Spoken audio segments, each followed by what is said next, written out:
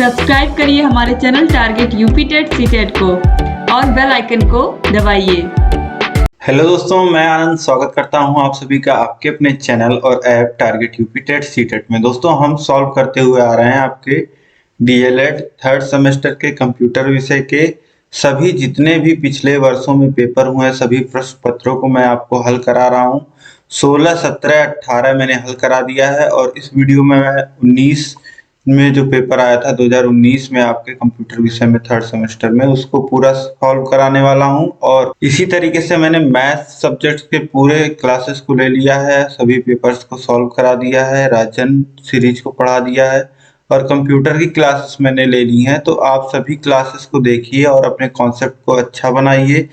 और अब इतना करने के बाद आप क्वेश्चन पेपर को प्रैक्टिस कीजिए, ठीक है। तो चलिए मेरे साथ आप भी अपने आप को आंकते हुए चलिएगा कितना मैं क्वेश्चन सही कर पा रहा हूं और लास्ट में मुझे कमेंट करके बताइएगा कि कितने क्वेश्चन आपके सही हो रहे हैं, कितने नंबर आपके बन रहे हैं, ठीक है। तो चलिए स्टार्ट करते हैं बहुविकल्पी प्रश्नों से। देखिए, बहुविकल्पी प्रश्न में पहला प्रश्न है, भौतिक राशियों की गणना में प्रयुक्त होते हैं। तो भौतिक राशियों की गणना में क्या प्रयुक्त होता है? डिजिटल कंप्यूटर, एनालॉग कंप्यूटर, उपयुक्त दोनों या इनमें से कोई नहीं। तो दोस्तों, भौतिक राशियों की गणना, भौतिक राशियां जैसे कि भार हो गया, ताप हो गया, दाब हो गया, ये सब है भौतिक राशियां और इनकी गणना हम एनालॉग कंप्यूटर के द्वारा करते हैं, ठीक है।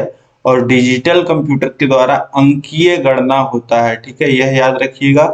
यहाँ पे ऑप्शन बा एनालॉग कंप्यूटर सही हो जाएगा। इसके बाद देखिए, आईसीटी का पूरा नाम, आईसीटी का पूरा नाम होता है इंफॉर्मेशन एंड कम्युनिकेशन टेक्नोलॉजी, जिसे हिंदी में हम बोलते हैं सूचना एवं संचार प्रौद्योगिकी। तो ऑप्शन सा जो हो जाएगा यह बिल्कुल सही हो जाएगा। इसके बाद देखिए प्रश्न संख्या 3 है, ऑनलाइन संचार के क्षेत्र में जालसाजी धोखे किए जाते हैं।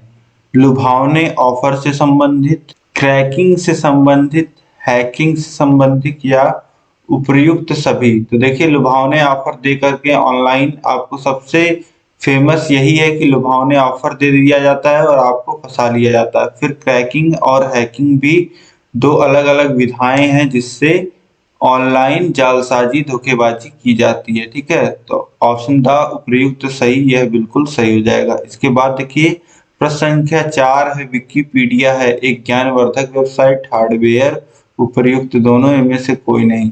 तो विकिपीडिया, आप कुछ भी आपको पढ़ना होता है किसी भी चीज के बारे में, सबसे ऑथेंटिक जो वेबसाइट है वह है विकिपीडिया। तो ऑप्शन आ एक ज्ञानवर्धक वेबसाइट है, यह बिल्कुल सही हो जाएगा, ठीक है।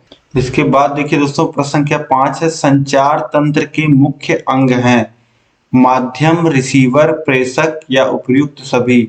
तो संचार तंत्र में कम्युनिकेशन में माध्यम भी होता है, रिसीवर भी होता है और प्रेषक जो भेजने वाला होता है वो भी होता है। तो द ऑप्शन उपयुक्त सभी, यह बिल्कुल सही हो जाएगा। इसके बाद देखिए बहुविकल्पी 5 प्रश्न आपने कर लिए बहुत आसानी से। अब अतिलघुत्तरीय प्रश्नों की तरफ बढ़ते हैं। तो अतिलघुत्तरीय में पहला प्रश्न संख्या 6 है, सर्वर का क्या अर्थ होता है? अब सर्वर मैंने दोस्तों आपको इस डायग्राम के माध्यम से भी बताया था कि सर्वर क्या होता है। सर्वर देखिए, आप कुछ भी अपने मोबाइल में सर्च करते हो तो वह कहीं ना कहीं तो रखा होगा। इस तरीके से आप समझिए कि बाजार से आप सब्जियां लाते हैं तो वह सब्जी कहीं ना कहीं किसी खेत में तो उगाई ही गई होंगी। इसी प्रकार से आप मोबाइल में कुछ भी सर्च करते हो तो उसका रिजल्ट आता है, तो वह रिजल्ट कहीं ना कहीं तो रखा होगा, वह इंफॉर्मेशन कहीं ना कहीं तो सेव होगी। तो वही होता है, ये इंफॉर्मेशन कहाँ सेव होती है? सर्वर पे सेव होती है, ठीक है। ये इंफॉर्मेशन सर्वर पे सेव होती है। आप मोबाइल से या लैपटॉप से या कंप्यूटर से क्या करते हो? रिक्वेस्ट भेजते हो, जो भी आप क्लिक्स करते हो वह रिक्वेस्ट के फॉर्म में सर्वर पे जाती हैं और सर्वर रिस्पॉन्ड करता है और उसका रिजल्ट आपको अपने स्क्रीन पे देखने को मिलता है, ठीक है। यही आपको यहाँ पे लिखना रहेगा। देखिए, सर्वर का मतलब एक ऐसे हार्डवेयर, सॉफ्टवेयर या कोई कंप्यूटर प्रोग्राम जहां इंटरनेट का डेटा सेव होता है, सर्वर ही है, ठीक है। जो एक जगह से जानकारी निकाल करके दूसरे कंप्यूटर को जानकारी और डेटा प्रोवाइड करता है। सर्वर एक कंप्यूटर प्रोग्राम और सॉफ्टवेयर होते हैं जिनका मुख्य काम होता है जानकारी को कलेक्ट करना और दूसरे कंप्यूटर और यूजर को भेजना। जब कोई यूजर अपने डिवाइस, कंप्यूटर, मोबाइल या लैपटॉप से किसी जानकारी को प्राप्त करने के लिए इंटरनेट पे रिक्वेस्ट भेजता है तो ये सर्वर का काम ही होता है कि उस रिक्वेस्ट के अनुसार इंटरनेट से वह जानकारी निकाल कर यूजर को भेजे। तो आप समझ पा रहे होंगे, यही आपको लिख देना है जो मैंने आपको डायग्राम में यहाँ पे समझाया। ठीक है, कि जो क्लाइंट्स होते हैं वह क्लाइंट्स बोला जाता है। जो भी कोई सर्च करता है या किसी चीज को एक्सेस करने का प्रयास करता है उसे क्लाइंट बोलते हैं, और जहां से रिक्वेस्ट पूरी होती है उसे सर्वर बोलते हैं। ठीक है, तो इस प्रकार आप दोस्तों बहुत अच्छे से समझ गए होंगे। अब अगला प्रश्न हम लोग देखते हैं। प्रश्न संख्या 7 है, सर्च इंजन से क्या आशय है। तो सर्च इंजन भी आप बहुत ही अच्छे तरीके से समझ रहे हैं। जहां पे आप सर्च करते हैं, जैसे गूगल है, गूगल में आप कुछ टाइप करते हैं तो गूगल क्या है, एक सर्च इंजन है। यह आपके जो भी आप सर्च कर रहे हैं उससे जुड़ी हुई जानकारी खोज के आपके सामने रखता है। सर्च इंजन, खोजने वाला इंजन। ठीक है, तो एक इंजन जो होता है वह क्या करता है, आपके काम को आसान करता है। चाहे एक इंजन ऐसा हो जिससे आप खेत में पानी चलाते हैं, और एक इंजन ऐसा है जिससे आपकी गाड़ी चलती है, और एक इंजन या जनरेटर ऐसा होता है जिससे आपको बिजली मिलती है। तो सारे इंजन क्या होते हैं, आपकी कहीं ना कहीं मदद कर रहे हैं। तो इसी प्रकार सर्च इंजन ऑनलाइन इंटरनेट पे होता है। यह इंजन किस तरीके से आपकी मदद करता है, जो भी आप खोजना चाहते हो इंटरनेट पे वह आपके सामने ला करके रख देता है। तो यही आपको यहाँ पे लिख देना है। देखिए, सर्च इंजन हम में से अधिकांश लोगों के जीवन में एक अभिन्न अंग बन चुके हैं। दैनिक खबरें, किसी विषय विशेष के बारे में पढ़ना, किसी वस्तु या सेवा के बारे में जानकारी प्राप्त करना, छुट्टियों की प्लानिंग करना, ना जाने कितने ऐसे कार्य हैं जिन्हें हम सर्च इंजन के माध्यम से पूरा करते हैं। सर्च इंजन एक ऐसी सर्विस है जिससे हम इंटरनेट के माध्यम से एक्सेस कर सकते हैं। सर्च इंजन एक ऐसा वेब बेस्ड टूल या सॉफ्टवेयर है जो इंटरनेट उपयोगकर्ताओं को www वर्ल्ड वाइड वेब पर किसी भी जानकारी को प्राप्त करने में सहायता करता है। ठीक, तो इस प्रकार से भाषा में आपको इसको लिख देना रहेगा। ठीक, बाकी समझ तो आप रहे ही हो। अब इसके बाद सर्च इंजन देख लिया, आप इसके बाद देखिए वेब पेज से क्या समझते हैं। तो देखिए हम वेब पेज से क्या समझते हैं। Web page web plus page से मिलकर बना है। यहाँ पे वेब इंटरनेट की आवश्यकता को दर्शाता है, और पेज का मतलब होता है पृष्ठ यानी कि पन्ने से।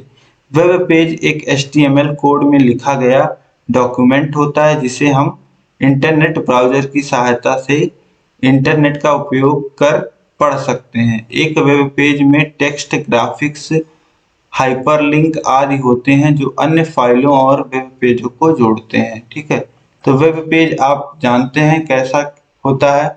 अब मान लेते हैं कि आप YouTube पे टारगेट यूपीटेट सीटेट सर्च करते हैं तो आपको एक पेज देखने को मिलेगा जिसमें कई सारी चीजें आपको मिलेंगी। उसमें क्या मिलेगा, आपको ऊपर TUC का हमारा लोगो दिखेगा, और इस प्रकार से चैनल का नाम यहाँ पे टारगेट यूपीटेट सीटेट लिखा मिलेगा।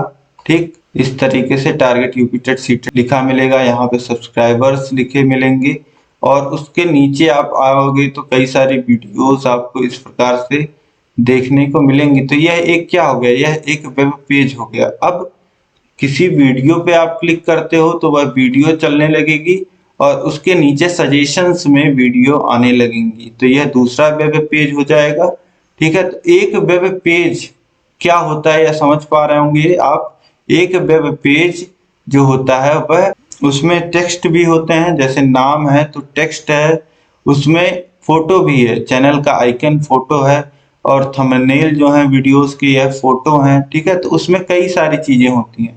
ऐसे आप किसी ब्राउजर में कोई वेबसाइट खोलते हो, या तो मैंने आपको यूट्यूब का एग्जांपल दे दिया, लेकिन किसी क्रोम ब्राउजर में आप कोई वेबसाइट सर्च करते हो या कोई जानकारी सर्च करते हो तो वहां पे भी इसी तरीके से आपको देखने को मिलेगा।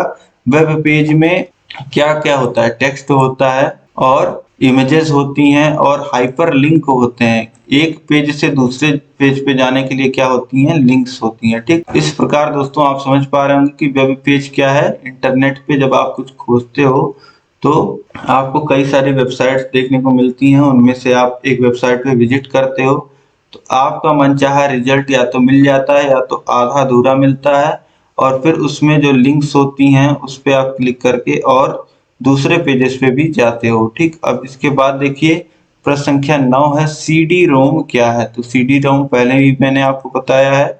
सीडी रोम, सीडी का मतलब क्या है, कॉम्पैक्ट डिस्क, रोम का मतलब है रीड ओनली मेमोरी। तो सीडी रोम एक pre pressed optical compact disc है जिसमें डेटा है। कंप्यूटर सीडी रोम पढ़ सकते हैं लेकिन लिख या मिटा नहीं सकते हैं, यानी यह एक प्रकार की रीड ओनली मेमोरी है। सीडी रोम का अर्थ है कि compact disc read only memory, और इसका ज्यादातर उपयोग संगीत और कंप्यूटर गेम की सीडी बनाने में लिया जाता है। कंप्यूटर उपयोगकर्ता डिस्क से केवल डेटा और संगीत पढ़ सकते हैं, लेकिन वह अपनी कोई भी सूचना उस सीडी पर नहीं डाल सकते हैं, ना ही उसमें कुछ बदलाव कर सकते हैं। ठीक है, तो आप समझ पा रहे होंगे कि रीड ओनली मेमोरी इसे क्यों कहा जाता है, कॉम्पैक्ट डिस्क क्यों कहा जाता है। कॉम्पैक्ट डिस्क इस वजह से बोलते हैं क्योंकि यह डिस्क के रूप में होती है, जैसे आपने डीवीडी देखा होगा उसी तरीके से ये होती है, और इस पे केवल जो मेमोरी इसमें सेव है उस मेमोरी को केवल हम रीड कर सकते हैं कंप्यूटर के माध्यम से, इस पे कुछ राइट नहीं कर सकते। ठीक, अब इसके बाद अगला प्रश्न देखिए, प्रश्न संख्या 10 है, स्लाइड के द्वारा प्रस्तुति का क्या महत्व है। स्लाइड, स्लाइड आपने कहाँ पढ़ा है, स्लाइड आपने पढ़ा है पावर पॉइंट में। ठीक है, तो देखिए स्लाइड के द्वारा प्रस्तुतिकरण से क्या फायदा होता है। तो स्लाइड प्रस्तुतिकरण की एक इकाई है जिसमें कई लोग एक साथ एक समय पर प्रस्तुतिकरण कर सकते हैं। स्लाइड के द्वारा प्रस्तुतिकरण को स्थान व मांग के अनुसार विभिन्न प्रकार से देखा जा सकता है। अब स्लाइड आपको पता है दोस्तों, स्लाइड क्या होता है, इस तरीके से एक पेज डिजाइन किया जाता है पावर पॉइंट में। अब इसमें कुछ टेक्स्ट होते हैं, कुछ इमेजेस होती हैं, ठीक है, इस तरीके से, जिसके द्वारा एक व्यक्ति जो है वह खड़ा होके या कई व्यक्ति इसको समझा रहे होते हैं, इसको बता रहे होते हैं। एक या दो व्यक्ति प्रेजेंटेशन दे रहे होते हैं, कोई मीटिंग चल रही है तो यह क्या कर रहे होते हैं, बता रहे होते हैं कि कोई भी टॉपिक होता है तो उस पे यह स्लाइड जो है तैयार की जाती है और इसे यह लोग एक्सप्लेन करते हैं, आसान भाषा में समझाते हैं। और स्लाइड में ऐसी चीजें, ऐसे टेक्स्ट, ऐसी इमेजेस रखी जाती हैं जिससे अगले जो ऑडियंस हैं वह बहुत ही आसानी से चीजों को समझ पाए। ठीक, अब इसके बाद देखिए अगला प्रश्न है, प्रश्न संख्या 11 है, ई बुक से आप क्या समझते हैं। तो देखिए ई बुक, ई जहां आ गया वहां इलेक्ट्रॉनिक हो गया। इलेक्ट्रॉनिक बुक मतलब कि यह आपके प्रिंटेड फॉर्म में नहीं होती है, कागज के रूप में नहीं होती है किताब, यह किस फॉर्म में होती है, इलेक्ट्रॉनिक फॉर्म में। ठीक है, तो देखिए ई बुक एक इलेक्ट्रॉनिक पुस्तक होती है, इसका अर्थ डिजिटल पुस्तक से है, इसमें कागज का प्रयोग नहीं किया जाता है, यह एक डिजिटल फाइल होती है। ई बुक कई फॉर्मेट में बनाई जाती है जैसे कि पीडीएफ, एक्सपीएस इत्यादि। ठीक है, तो ई बुक क्या होता है, ई बुक होता है दोस्तों यह एक इलेक्ट्रॉनिक किताब होती है, मतलब इसे केवल आप अपने कंप्यूटर, लैपटॉप या फिर मोबाइल में या टैबलेट में देख सकते हैं, पढ़ सकते हैं। यह प्रिंटेड फॉर्म में नहीं होती है, कागज के रूप में नहीं होती है, इसे आप सीधे अपने कंप्यूटर के स्क्रीन पे पढ़ सकते हैं। ठीक है, और इससे क्या होता है, कागज की बचत होती है और पैसों की भी बचत होती है। ठीक है, तो इस तरीके से ई बुक कई बार सुविधा रहती है पढ़ने में। ठीक, तो यहाँ पे दोस्तों 11 प्रश्न हमने देख लिए, आपके सभी अति लघुत्तरीय प्रश्न यहाँ पे समाप्त होते हैं। अब हम देखेंगे आपके लघुत्तरीय प्रश्नों को। चलिए देखते हैं हम लघुत्तरीय प्रश्नों को। लघुत्तरीय प्रश्न में देखिए पहला प्रश्न है, प्रश्न संख्या 12 है, प्रसार भारती द्वारा ज्ञान विकास के लिए प्रदान की जाने वाली सेवाओं को बताइए। तो चलिए देखते हैं प्रसार भारती के द्वारा कौन कौन से ऐसे सेवाएं दी जाती हैं जिनसे ज्ञान में वृद्धि होती है। ठीक है, तो देखिए प्रसार भारती एक संसद अधिनियम द्वारा 23 नवंबर 1997, यह डेट आप याद रखिएगा, इसी डेट से प्रसार भारती की शुरुआत होती है। तो 23 नवंबर 1997 को अस्तित्व में आया। यह संगठन शिक्षा और साक्षरता, विस्तार, कृषि, ग्रामीण विकास, पर्यावरण, स्वास्थ्य एवं परिवार कल्याण तथा विज्ञान और प्रौद्योगिकी के क्षेत्र में विशेष ध्यान देता रहा है।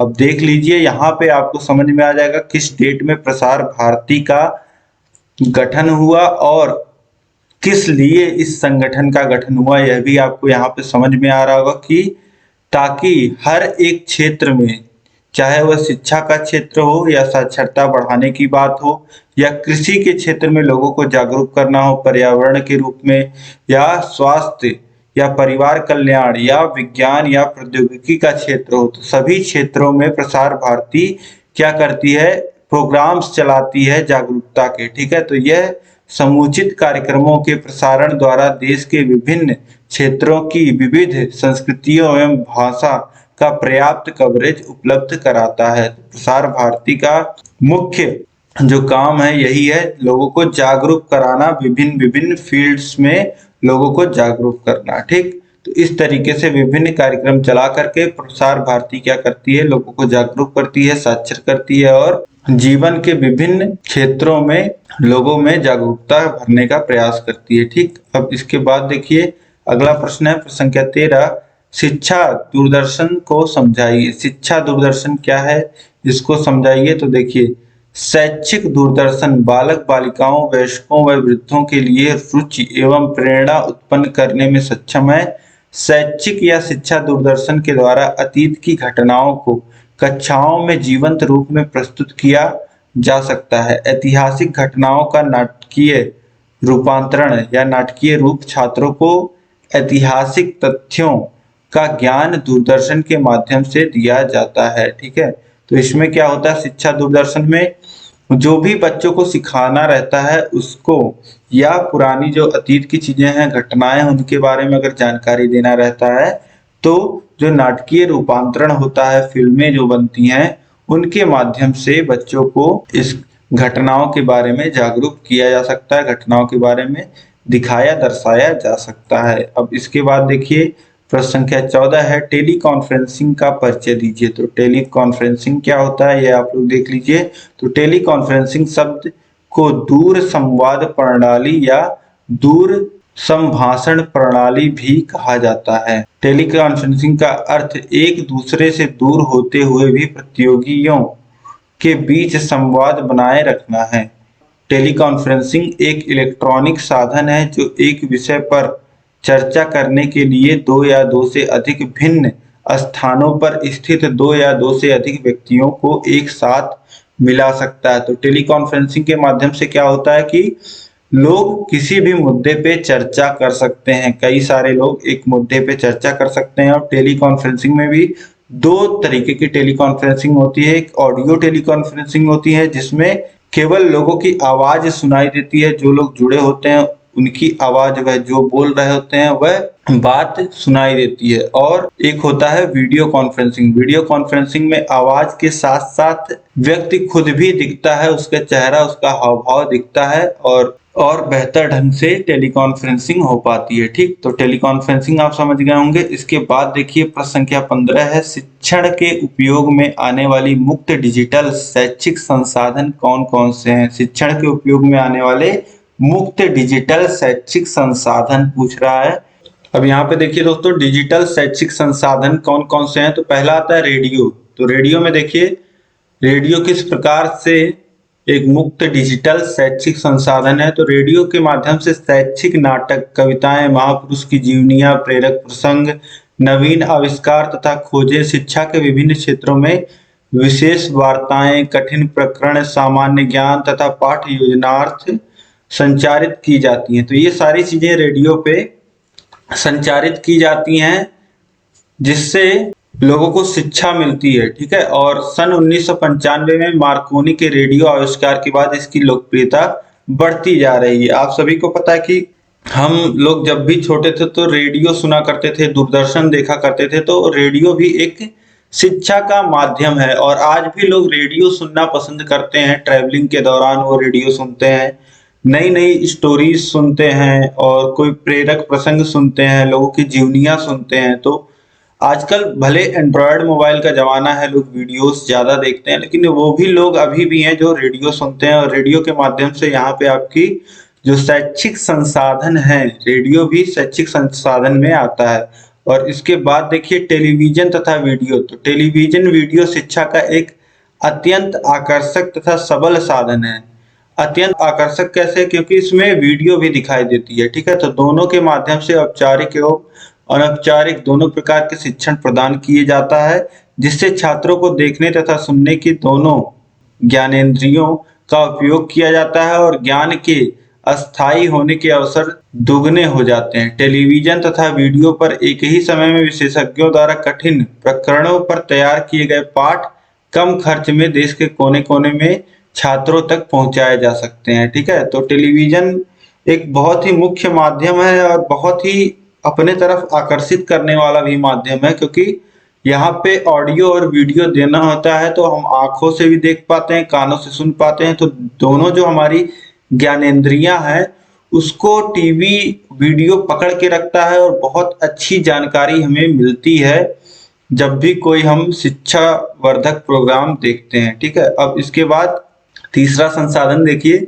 माइक्रोस्कोप व माइक्रो प्रोजेक्टर। सूक्ष्म से सूक्ष्म वस्तुओं के अध्ययन के लिए विज्ञान शिक्षक माइक्रोस्कोप या माइक्रो प्रोजेक्टर का उपयोग करते हैं। तो आपने कभी देखा होगा, लैब में प्रयोग किया होगा, तो माइक्रोस्कोप से सूक्ष्म जीवों को हम देखते हैं। इसके अलावा टेप रिकॉर्डर जो होता है एक संसाधन है। टेप रिकॉर्डर का उपयोग शिक्षक विभिन्न जानवरों तथा पक्षियों की बोली, विभिन्न विशेषज्ञों से संबंधित विषयों पर भाषण आदि को टेप करके उन्हें छात्रों के सम्मुख आवश्यकता अनुसार प्रस्तुत करते हैं। एनसीईआरटी के श्रव्य दृश्य विभाग के अंतर्गत विभिन्न टेप एकत्रित कर उसकी टेप लाइब्रेरी बनाई गई है। टेप रिकॉर्डर दो प्रकार के होते हैं, टेबल मॉडल और पोर्टेबल मॉडल, ठीक है।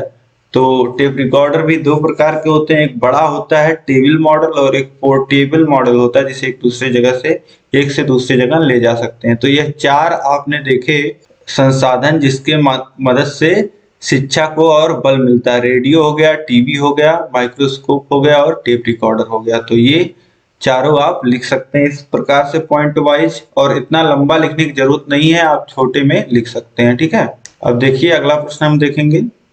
इसके बाद देखिए दोस्तों, प्रश्न संख्या 16 है, ई ट्यूशन को संक्षेप में समझाइए। ई ट्यूशन क्या होता है? ट्यूशन आप सभी समझते हैं कि जैसे कोई टीचर आपके घर पे आके आपको पढ़ाते हैं तो उसे हम लोग क्या जानते हैं? ट्यूशन। ये होता है ट्यूशन। अब ई ट्यूशन क्या होता है? जो बच्चे अपने घर पर अपनी सुविधा वाले समय में पढ़ना पसंद करते हैं उनके बीच ई ट्यूशन तेजी से लोकप्रिय होता जा रहा है। ई ट्यूशन इलेक्ट्रॉनिक माध्यमों द्वारा शिक्षण प्रक्रिया को किया जाना कहलाता है। अब शिक्षण प्रक्रिया क्या होती है? आपको पता है कि कोई टीचर आपको पढ़ा रहा है, आप पढ़ रहे हैं, तो ये हो गई शिक्षण प्रक्रिया। और आप घर पे बैठे बैठे एक टीचर के निगरानी में पढ़ रहे हैं, ठीक है। टीचर आपको पढ़ा रहा है तो इसको क्या कहेंगे? ई ट्यूशन कहेंगे, ठीक है। तो यह भी एक ई ट्यूशन के रूप में आप जान सकते हैं। जैसे अभी मैं आपको पढ़ा रहा हूं तो ये एक ई ट्यूशन के फॉर्म में कहीं ना कहीं है, लेकिन एक जो लाइव जुड़ते हैं, बच्चे को लाइव मान लेते हैं, वीडियो कॉल पे टीचर पढ़ा रहे हैं या किसी भी माध्यम से डिजिटली पढ़ा रहे हैं, तो उसे ई ट्यूशन कहना और भी ज्यादा मान्य होगा, ठीक है। यह भी एक ई ट्यूशन का माध्यम है, लेकिन बच्चे को लाइव, जैसे कि आप देखते हैं, आपने देखा होगा जूम ऐप में पढ़ाते थे टीचर लॉकडाउन के समय में, तो वैसा जो ई ट्यूशन होगा वह और प्रभावी होगा, ठीक। अब इसके बाद देखिए अगला प्रश्न है, प्रश्न संख्या 17 है, कार्य में सूचना एवं संचार प्रौद्योगिकी के गुणों को बताइए, समझाइए, ठीक है। तो आईसीटी का कार्यालय कार्य में क्या उपयोग है, क्या गुण होते हैं, यही हमको बताना है। तो देखिए, कार्यालय कार्य में सूचना एवं संचार प्रौद्योगिकी के गुण। तो कार्यालय कार्य में सूचना एवं संचार प्रौद्योगिकी मूल्यांकन, कौशल विकास व तकनीकी पर आधारित शिक्षण कार्यों में मदद प्रदान करता है। अब कोई भी कार्यालय है तो वहां पे आईसीटी का प्रयोग कैसे किया जाता है? नए नए कौशल यानी कि उनके स्किल जो है, उनकी स्किल्स जो होती हैं, स्किल्स आपको पता है जैसे कि कम्युनिकेशन स्किल हो गई, और कोई भी कार्य हो रहा है, जो कार्य कार्यालय में हो रहा है उससे जुड़ी हुई कौशल, मतलब उस काम को करने की जो क्षमता है उसका किस प्रकार से विकास किया जा सकता है, इसमें आईसीटी की सूचना एवं संचार प्रौद्योगिकी मदद करता है। ठीक। और दूसरा पॉइंट देखिए, यह शिक्षकों को संपूर्ण विश्व की जानकारी प्राप्त कराने में सक्षम है। शिक्षक इस अध्ययन को प्रभावी बनाने व सूचना तकनीकी क्रिया में आईसीटी के महत्वपूर्ण साधन के रूप में समझते हैं। ठीक है। तो शिक्षकों को भी कहीं ना कहीं शिक्षकों का जो कार्य होता है उसमें भी आईसीटी बहुत ही ज्यादा मदद करता है। ठीक। अब इसके बाद देखिए प्रश्न संख्या 18 है, meritnation.com से आप क्या समझते हैं, यह पूछ रहा है। तो meritnation.com यह एक वेबसाइट है। देखिए, meritnation.com एक ऐसी शिक्षात्मक वेबसाइट है जो सीबीएसई, आईसीएसई के अलावा अन्य छात्रों को प्रतियोगी परीक्षाओं के लिए तैयारी करवाती है। तो कुल मिला जुला के meritnation.com यह एक वेबसाइट है, एजुकेशनल वेबसाइट है। इस पे सीबीएसई, आईसीएसई और प्रतियोगी परीक्षाएं जैसे नीट, आईआईटी की तैयारी यह लोग कराते हैं। ठीक है। यहाँ पे meritnation.com पे इस तरीके से यह पूरा पेपर हमने दोस्तों आपका सॉल्व कर लिया। जहां कहीं भी अगर आपको कहीं दिक्कत आ रही होगी तो आप मुझे कमेंट करके बताइए। आपने कितना स्कोर किया, आपका स्कोर कितना रहा, आपने खुद से कितने नंबर यहाँ पे सही किए, आप मुझे बताइए। और इस वीडियो को अधिक से अधिक लाइक कर दीजिए। आप सभी लोग इस वीडियो को लाइक कर दीजिए और अपने 5 खास मित्रों में इस वीडियो को आप जरूर शेयर कर दीजिए। खास 5 मित्रों में आप इस वीडियो को शेयर करिएगा। चैनल को अभी तक आपने अगर सब्सक्राइब नहीं किया है तो चैनल को सब्सक्राइब कर लीजिए और उसके बगल बेल आइकन होगा, उस पे ऑल सेलेक्ट कर लीजिएगा ताकि सभी नोटिफिकेशंस आपको समय पे मिल पाए।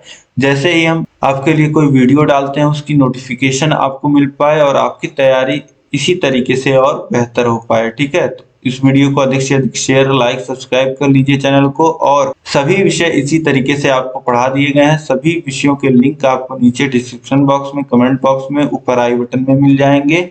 और अगर आप अपनी तैयारी बहुत ही बेहतर ढंग से करना चाहते हैं, जो नोट्स हमारे द्वारा बनाए गए हैं उन नोट्स को आप प्राप्त करना चाहते हैं, चैप्टर वाइज टेस्ट हर विषय का चाहते हैं, हर विषय का कंप्लीट नोट्स आपको चाहिए, और सभी क्लासेस को बिना प्रचार के आप देखना चाहते हैं, बिना किसी रोक टोक के देखना चाहते हैं, और सभी विषयों के आप मास्टर क्लासेस और महत्वपूर्ण वीडियोस आप देखना चाहते हैं, तो आप हमारे app target UP TET CTET app को डाउनलोड कर लीजिए। उसका लिंक आपको डिस्क्रिप्शन में मिल जाएगा, या आप सीधे आपके मोबाइल में प्ले स्टोर ऐप होगा, प्ले स्टोर पे जाकर के आप target UP TET CTET search करेंगे, आपको हमारा लोगो दिख जाएगा जैसा अभी आपको कॉर्नर पे और चैनल पे दिखता है।